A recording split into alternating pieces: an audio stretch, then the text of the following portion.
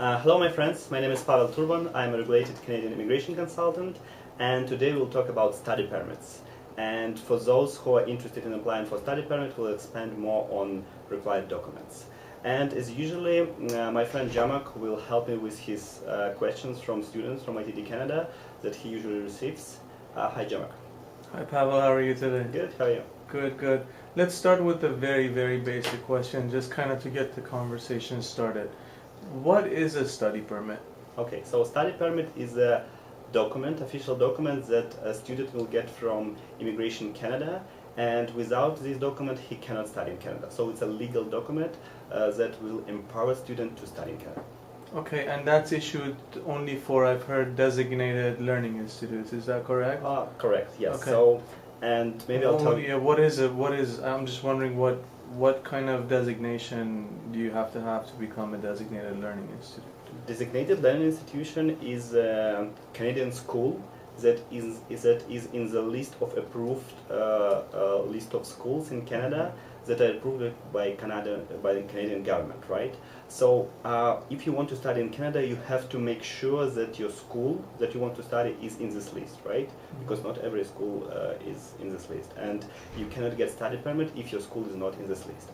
What you need to know is that all secondary and elementary schools are designated learning institutions, right? Mm-hmm. So if you want to study, if you want your kids study in Canada in some secondary school, so don't worry. So all secondary schools are designated learning institutions. But if you're looking to study for post-secondary education, you must go to CAC website and make sure that your school is in this list. Yeah, and ours is. ITD is ITD designated. is for sure, yes. Right. So, is a study permit like a visa? Can I travel outside of Canada with a study permit? No, study permit is not a visa and it's not a travel document. Study permit, again, so study permit is a document that let you study in Canada. You cannot travel with this document outside of Canada. If during your study in Canada you want to travel, you need to get your visa or ETA, electronic travel authorization, right? So, but usually when you apply for study permit, and if you do it outside of Canada, you will get your travel document together with your study permit application. So depending on your country, you will get your entry visa or ETA together with your study permit approval letter.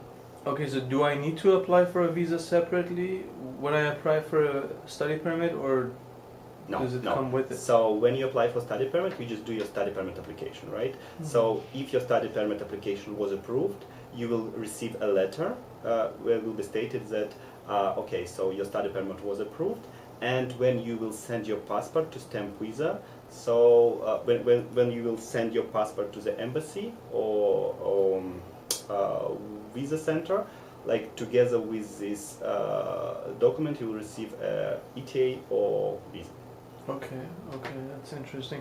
How much does a study permit cost? It's a fixed rate. Mm-hmm. So the study permit application, when you apply, you have to pay 150 Canadian dollars. Depending on your country, you also have to pay biometric fee for some countries, like say Iran or Vietnam. Mm-hmm. So these students from these countries have to pay additionally $85 for biometrics, right? Okay, and what is that? Biometrics is the procedure when you have to do your fingerprints and make your photo. Usually it's done at visa centers, right? So most of the embassies, they outsource this for separate organizations who do it for them. So yeah, there is a list of countries. You can check it on CAC website if you want to know whether you require this or not. Okay. Do I also need to take a medical exam?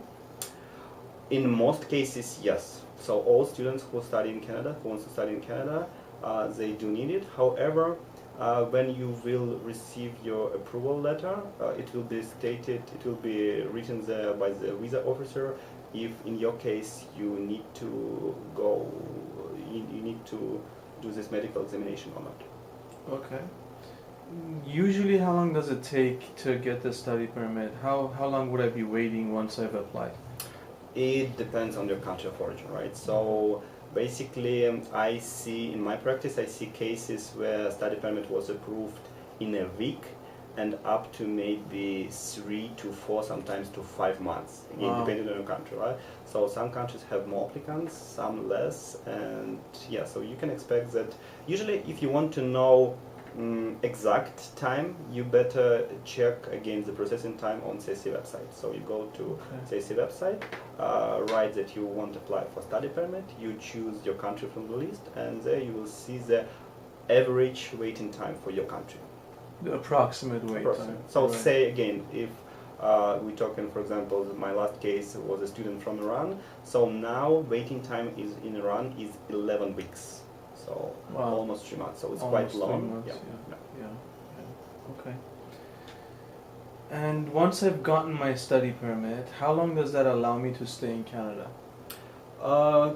Usually your study permit will cover only the period for your study, right? So say if you have a 8 months course, so you'll get 8 months study permit, but plus they usually give 90 days on top of this, right? And these 90 days, it's not for study, it's just to make sure that you have time to, for example, to extend your study permit or make some travel plans or something else. So study permit usually covers study time at your institution plus 90 days. So for example, with our programs that are 12-month programs, 1-year programs, the study permit covers it will be a 12 year months plus 90 days. Gotcha, gotcha. Now, what happens if I can't finish my courses for whatever reason before the date of expiry of my study permit?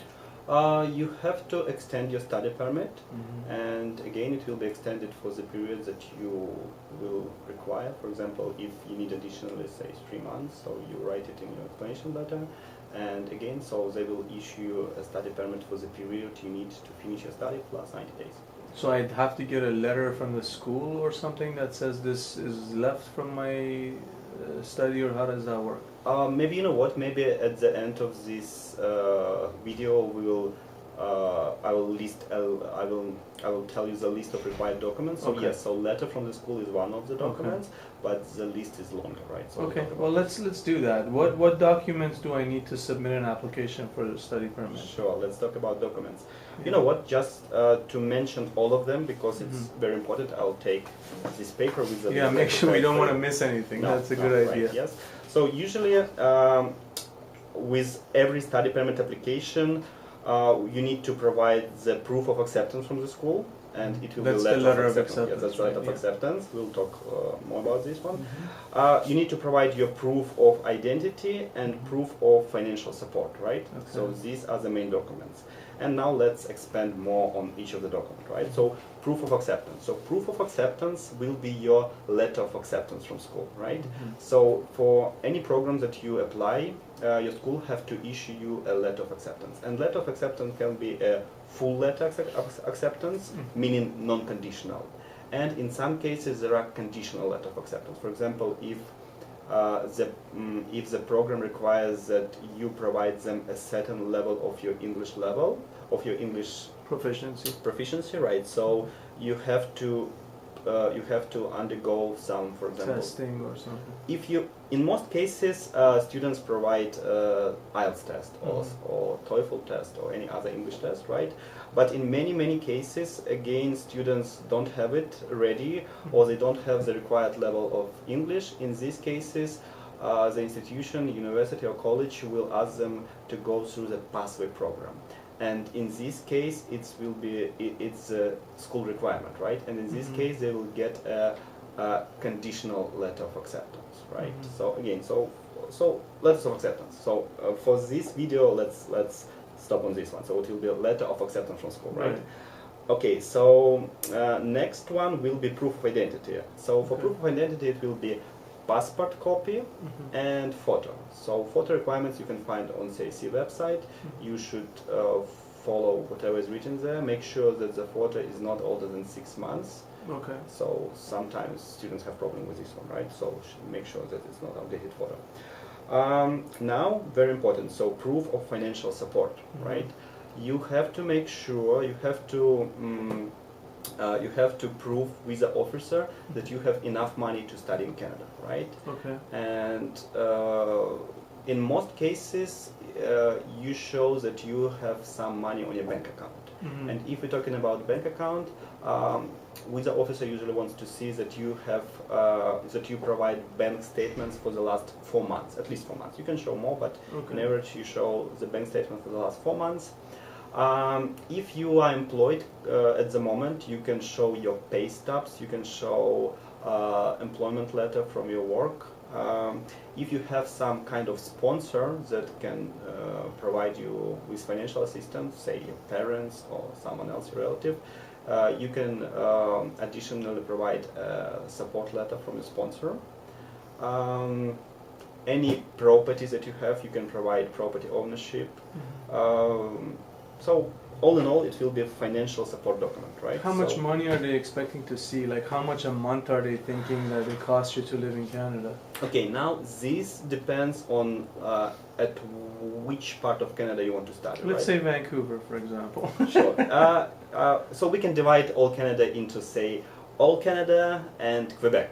Quebec is not. Okay. Okay. Let's talk about all Canada. All Canada, yeah. So we are here in British For the purpose Columbia. of this video, since we're sitting in British Columbia, let's talk about the rest of Canada. Right. So they want to see that you have at least, okay, first of all, you have to show that you have money for the tuition fee, right? Mhm. Say if your program is 16,000 Canadian. Well, let's per talk year. about like one of our IT Yeah. programs here at ITD is 19,050 for 2 years. For 2 years, right? Yeah. Okay, and how much it will be for 1 year? It's roughly.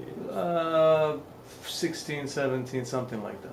Okay, so Because the second part is co-op, so the I see, bulk of I it see. is. So why I ask this, because you don't need to prove that you have money for all your 2 Oh, I years see, or 3 okay, years, okay. right? It's enough to show that you have money only for your first year of study, Okay. right? So, for example, again, if the 2 year of study will be, say, 18,000 Canadian dollars, Mhm. so 1 year will be how much? 9,000, right? Mhm. So for the first year, you have to show that you have 9,000 Canadian dollars for tuition fee, Mhm. plus they want to see that you have 10,000 Canadian dollars for your living expenses.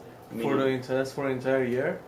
Yeah, for the full year, $10,000, Okay. right? Yeah. Maybe sometimes it's not enough, but that's what they see. Yeah, I was gonna say that's pretty generous. You know what, students, they can live in share. in a room In or a something. room, Yeah, I guess.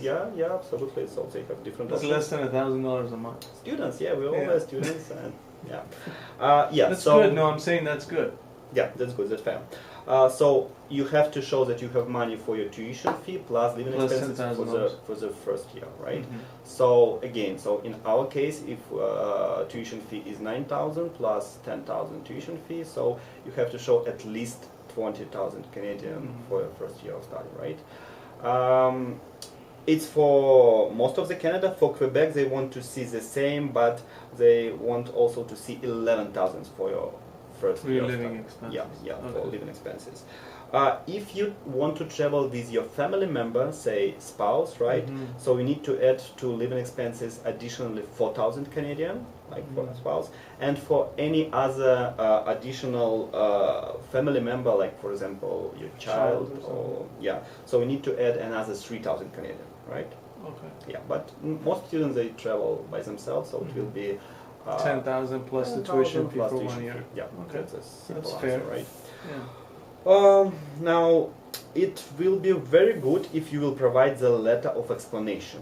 This is an optional document, it's not mandatory, right? But you better write it. So in the letter of explanation, sometimes people call it study plan, right? Mhm. Students have to write basically these things. Why do you want to study in Canada? Why do you want to study in this particular school? Mhm. And why do you want to study this particular program, right? So you have to give the visa officer the idea why it is important for you, and maybe in some cases why you don't have this option in your own country, right? So Mhm. why should you need to travel to Canada for this one rather than stay in your home country and do similar or same program in your country? So give them some explanation. Prove them that you are a real student who is not looking to work in Canada or maybe for any other reasons, you just want to go to Canada to study, and your intention is very clear, it's a study in Canada, right? Typically, how long is this document in your experience? Like, are we talking about a 3,000 word essay? How usually? How No, long is it? my experience tells me that nobody wants to read more than one page, right? Okay. So, yeah, so make sure it's not very long. Don't make it 2, 3, 5 pages. No, make sure it's one page. Make sure it's everything is up to the point, right? So don't make So short and sweet, to the point. Right. So why do you want to go to Canada? Why do you want to study this program? Why say Vancouver or Toronto? And maybe tell them that, not tell them, but make sure it's right things that probably you can apply all this knowledge you got in Canada in your future career and In your own country. in your own country. Yeah. Makes sense. Okay. So what other documents do we need? Okay, so now if, for example, if we're talking about minor students, so those who wants to study at elementary or high school students, we also they also need to provide a custodian declaration. But you know what, for minor students, for high school, I would like to make a separate let's video, do right? something So, else, yeah. so yeah, Yeah. so basically for post-secondary education students, again, so we need a letter of acceptance, we need your passport copy, you need your photo, proof of financial support, letter of explanation, and there are a few forms that you can find on CSC website. It's study permit application, it's Schedule 1, and family information in some cases. So usually it's 3 application forms. You can find it and download it on CSC website. All instructions are there. Maybe we can do another video on filling these forms, but right now, for the purpose of this video, just this application. Sounds forms. good. Well, thank you very much for sitting down and going over this. I know a lot of students have many questions, and I know that we've answered a lot of them. You're welcome. I Yeah. appreciate you. So let's continue on this topic next time with another question. With something else. Yeah. Thank Sure. you. Thank you.